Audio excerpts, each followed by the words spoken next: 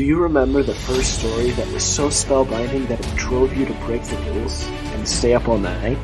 To keep reading, keep listening, keep playing? So good you forgot your life and lived there? So good that the moment it ended, you asked yourself, what next? Welcome to the Flore. Our goal is to take you back, take you deeper, to explore and understand more, and relive that childlike wonder. Join us as we dive deep into humanity's greatest stories, no matter how they are told, through books, movies, television, even games. One of us does an in-depth research on our topic. One of us is familiar with the topic. And one of us knows nothing. So the right questions will always be asked and will be addressed for anyone coming into the topic, regardless of how much you know.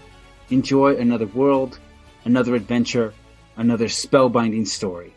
Join us on the Flore. Welcome to the Flore Witcher Season 2 edition. We are diving into Episode 3, and if we could fit it in, also Episode 4. But before we get into those, Eli, our Know-Nothing, is watching the episodes after we cover them here. And so he's brought his questions from the previous episode, Episode 2, that he didn't get answered and didn't quite follow in that. And the first one was, how did Eskel get cursed? So we know that he fought the Lechi, wasn't able to kill it, he cut off its arm, and there is a sore on his right shoulder where he's been wounded by the Lechi, and the best guess is that is where the curse comes from. Now, part of not understanding this is that this is a different kind of Lechi, and it is unlike anything the Witchers have ever encountered, so they don't know. And over the course of the next couple episodes, they're going to be researching this to try and understand it. So, like I said, we can guess that it's the injury on the shoulder, but at the core of it is this is a mystery to the Witchers that they're going to try and start solving. And I guess part with that was Geralt gets injured by Eskel in Lechi form, right? But it's not addressed at all, So I was like, okay, it's new. Okay, I understand. And then you did point out, well, actually, I'll let you explain this part, and then I'll dive into what we know. So in the first episode of the season here, at the very end, they mention that true love brings apart the most powerful magic. And that reminds me of, when Geralt makes his wish and how angry Yennefer is at him. And, maybe for her, if he made the wish, that's not true love. That's just magic robbing her of true love, the most powerful form of magic, which she covets almost more than love, right? Powerful magic. Mm-hmm. Or what if it is real, and I think it creates a interesting dichotomy there of, if true love is the most powerful form of magic and he made that wish, makes that question of, is that what he wished for or not in that moment? I just thought that was really interesting. Yeah, not knowing the exact phrasing of the last wish, definitely is always going to raise questions around that relationship. But yeah, because we don't know what he wished for. Mm-hmm. But we do know that it saved her life. All right, so let's jump into episode 3. Quick summary here of some of the events here. Ciri begins her training as a Witcher at Kaer Morhen, and Lambert and Cohen coax her into more difficult training, and she ends up bleeding all over the ground as she's taking these injuries. Vesemir is going to study Eskel's body, and then him and Geralt will give the body to the wolves. This is new, and I thought it was kind of a good addition, creating this kind of ceremony for the Witchers of the School of the Wolf to feed the body of a dead Witcher to the wolves. At the same time, I think this was kind of reckless of them. Eskel was infected, and they don't understand it, and it's very possible they could infect these wolves. So I think as a general ceremony, I think this is a good idea. I think the specifics of Eskel's death make it a bad idea. And I think they would have seen it that way. Be like, we don't understand this. The wolves can't have it. We burn him. When you said the wolves, I was thinking of like a house or something, and like with the wolf mark. Oh, no. Like you can actual literal wolves. Okay. Yeah, wild animals. Yeah, come out to eat them. Okay. Yennefer returns to Aretuza, where there is a meeting of the Brotherhood. And Vilgefortz, along with Tissaia, are planning to take over leadership of the Brotherhood using some of the mistakes made that led to Sodden as a reason why they should be in leadership as opposed to Stregobor and some of the others in power. And they want to attribute the victory at Sodden to Vilgefortz, not Yennefer. Now, this is an interesting change Netflix made because in the books, Vilgefortz actually is the hero of Sodden. So, and Vilgefortz within the books, and we'll see. It seems like this is more. So, in the Netflix series so far, as we understand it, Yennefer is very possibly the most powerful mage ever. But in the books, this is definitely Vilgefortz. Okay, and he's a powerful mage. He is a powerful mage. But like I said, this, he hasn't had a lot of screen time yet. And so we don't know how they're playing that. Is it that they don't know how powerful he is? Or is Yennefer actually more powerful in the Netflix series? We don't know how that's going to play out. And then Stregobor infiltrates Yennefer's mind, and because that's a huge violation of how mages are supposed to interact with each other, he will lose his position there, which opens up the door for Tissaia and Vilgefortz to take over the Brotherhood. And then Francesca, the elf, makes a deal with Fringilla, the Nilfgaard mage, that the elves will join Nilfgaard in their battle with the northern kingdoms, and in return they are given Cintra as their home. And then Geralt realizes... That was the elf that visited Baba Yaga with Yennefer? Yeah, the three mages visit Baba Yaga. Francesca, the elven mage, Fringilla, the Nilfgaard mage, and Yennefer. Geralt realizes Ciri has a connection to this weird Leshy and has her help him track it, and they kill it. And then Yennefer frees Cahir, who is the Nilfgaardian winged helmet guy. He's actually in charge of Nilfgaardian intelligence. And the two of them flee to Cintra to get her magic back. So they're hunting down more Leshy, like for the Leshy. So the Leshy that infected Eskel, they hunt it down. Okay. Yeah. Trying to get some answers. Yeah. Okay, so for the first time we get Lambert and Cohen. We've seen them, but this is where they're first mentioned by name. So Lambert is in the Netflix series. He's the red-headed Witcher, and he often he's rude. He's got a bitey tug. Like when he meets Triss Marigold, he calls her Marigold, and he calls her that because she doesn't like it. She prefers to go by Triss. He knows this and does it on purpose. His father wasn't full-on butthead. It's awesome. Yeah, he's a full-on butthead. Yeah, his father was an alcoholic. Got lost one night near Neckarden and was saved by a Witcher. That's how he ended up being traded to the Witchers. He is crass, he's offensive, and he just doesn't care. Honestly, the way Eskel is presented in the Netflix series is very much who Lambert is. So, and then Cohen is Lambert's friend who shows up. Now, Cohen is not actually a member of the School of the Wolf. He is a member of the School of the Griffin. But he shows up with Lambert at Kaer Morhen for the winter. And if you notice on him, he's got some pox scars on his face, which is a disease most people get in childhood. And it indicates that he became a Witcher later in life than most Witchers did. And we don't, or at least we haven't gotten that story yet, either in the games or the books or Netflix. But it may be something they go into. Maybe being introduced late, his body had a bad reaction to one of the mutations.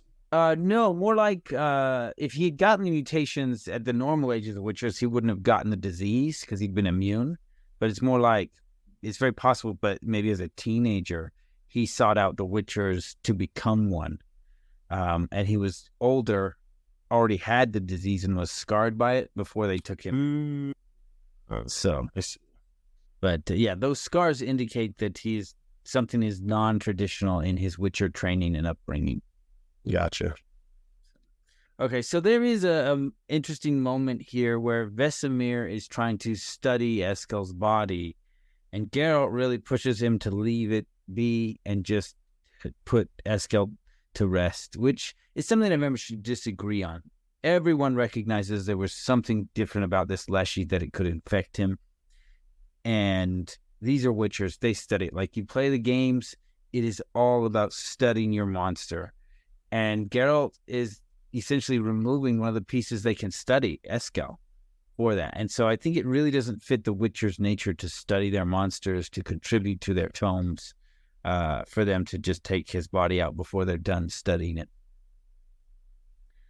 So I just thought it was an odd moment that didn't fit the character or the culture that they chose, that they had Geralt do that. Okay, Vilgefortz of Roggeveen. So he is, I guess, somewhere between black, Middle Eastern skin colored. He's got the long black hair. That's who we're talking about.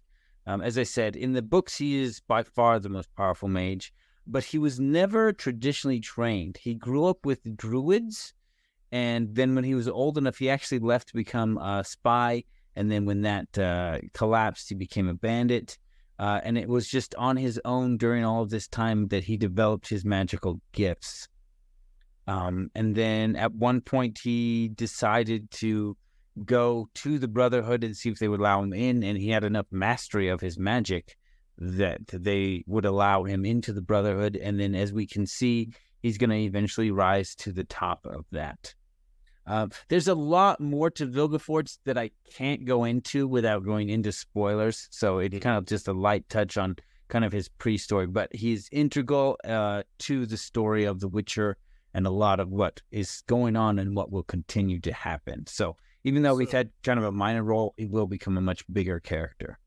So is he a Witcher, or is he? He's a mage. School of Mage. Okay. Yeah, so but he didn't go. he comes in late. Yeah, he didn't go to any of the schools. Like, we see Yennefer picked up probably, somewhere in her teenage years, trained at the school and everything. Never had any of that. He taught himself how to use his magic. Gotcha. And then Cahir, we met before. He was in season 1. He's the one who hired the doppelganger.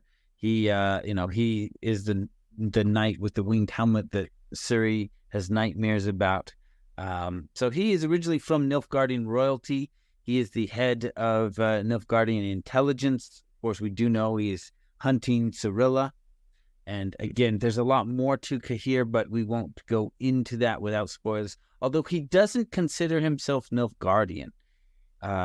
He is from a different territory that was conquered by Nilfgaard. And that is the nationality he still considers himself. So just an interesting twist there. So let's take a break here, and then we'll go right into episode 4. So it looks like we will be able to fit them both together.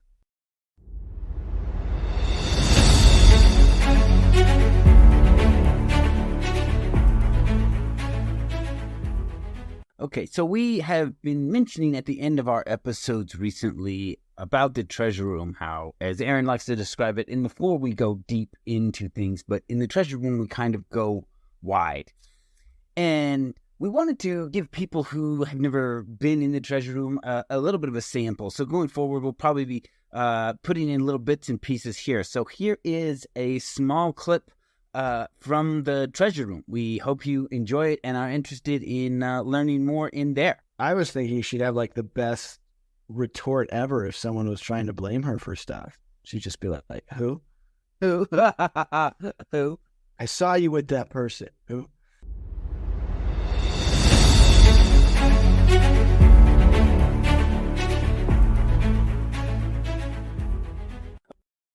Welcome back. We've been talking about The Witcher Season 2. We just talked about Episode 3. We were going through some of the characters, talking about the differences between the TV show and the books. We're now going to be talking about Episode 4. Joe, where do you want to start? So let's go over a quick summary of events here in Episode 4 before we start diving into our lore points. Triss arrives at Kaer Morhen to help with Ciri's magical powers. They study the Leshy, and the kind of residue that's left. And it so when they fight it at the end of the previous episode, it splits. So they study like the split off version as well, because Geralt's like, I've never seen that before. And because the split version hunted Cirilla specifically, they think that a mage is behind it. Like a mage is hunting Cirilla, and that's why it went straight for her.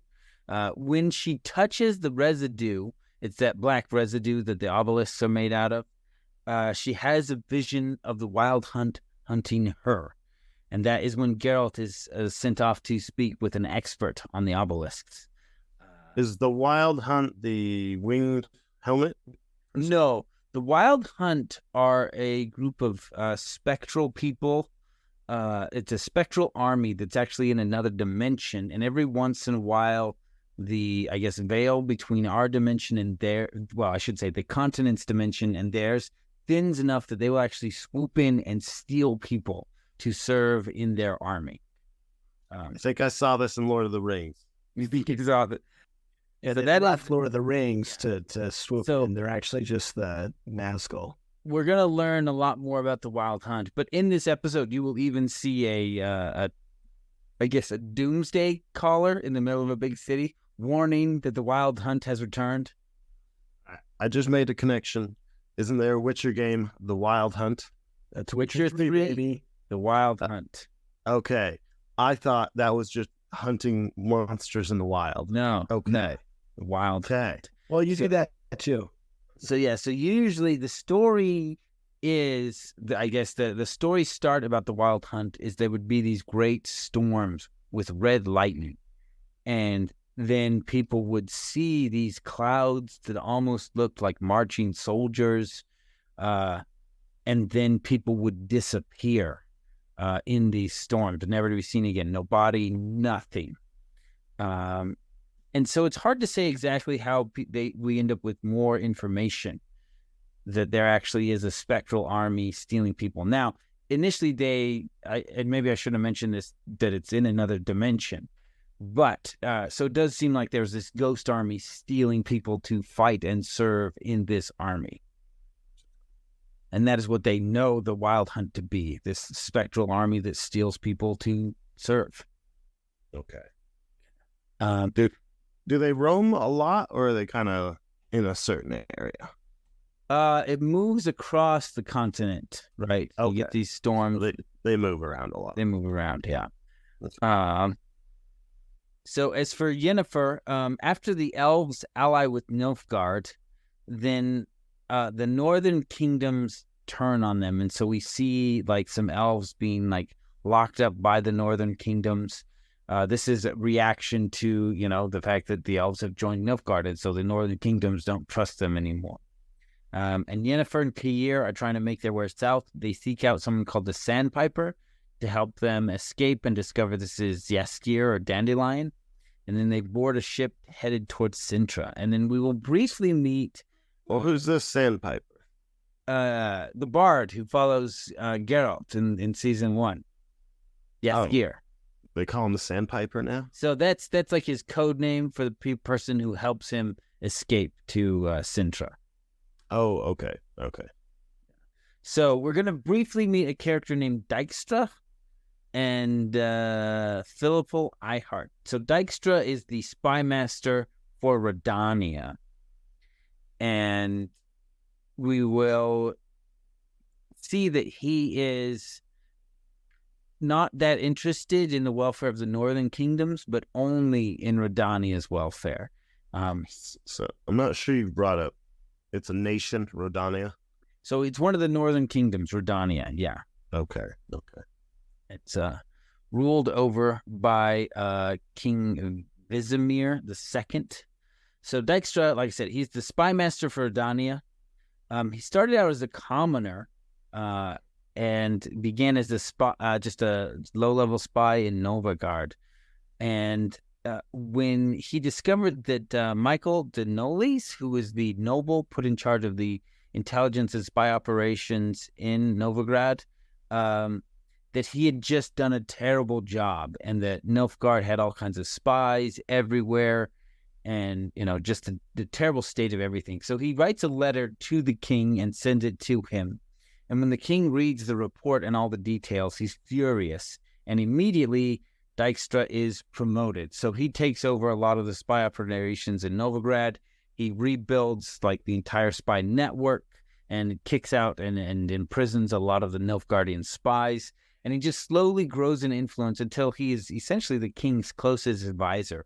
Now, because he's a commoner, the king tells him that he has to introduce himself as a count, because otherwise it just would be unacceptable for someone to be that close to the king who wasn't a noble. So he does introduce himself as Count Dijkstra to anyone, but he's not actually a count, and both he and the king know this. Now he's his left hand. In a backdoor business, in a shady business, he's in charge of. Yeah, all the secrets, all that. So he has a romantic relationship with a sorceress named Philippa Eilhart. There's not a lot I can go into her without spoilers, but I will point out that she is one of the very few sorceresses or sorcerers that can polymorph, and her preferred shape is that of an owl. And so you will see Dijkstra talking to an owl fairly often, and that's him talking to Philippa. And finally, we will have the introduction of Finaway, which is the plant that in the books and in the games, it only grows in a place called Dol Blathana, where Laura Durin died. That's Ciri's ancestor, the last place they knew of the Elder bloodline. Wait, hold up. Okay. So I know we saw the doppelganger earlier, but I don't think we've really seen people do shape-shifting before. Right. So Philippa Eilhart will shapeshift. Like I said, it's very rare, even among people with magic, and she's one who can do it, and she often will shapeshift into an owl.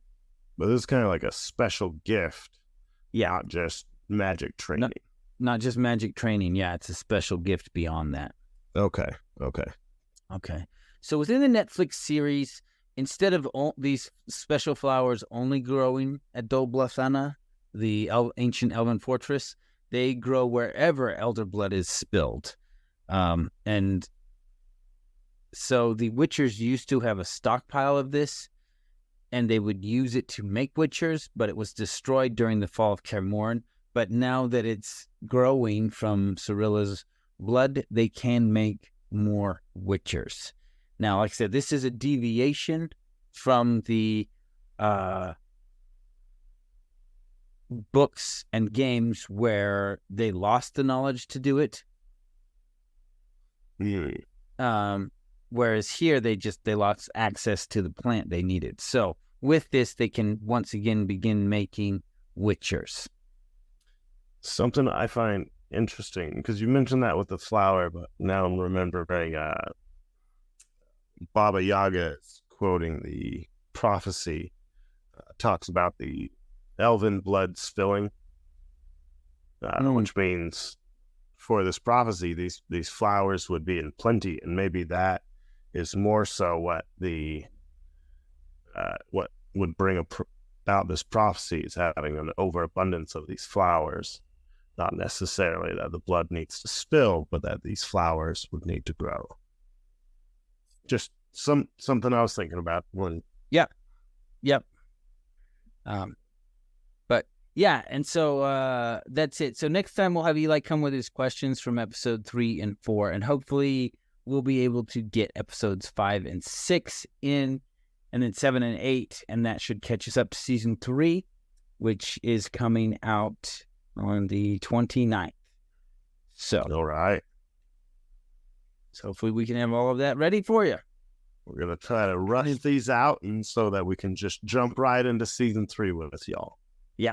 And so in season 1, we talked a lot more about the story within the episodes, whereas now we're trying to focus more on lore points that you're not going to get just from watching the show, so that we're giving you, that deep lore we promised in our intro. So let us know about your thoughts. If you want us to maybe spend a little more time discussing the plot and maybe helping you pick out things maybe you missed, or if you do prefer more of the lore dives that we're doing here that are like a little appendix to the episode. So let us know.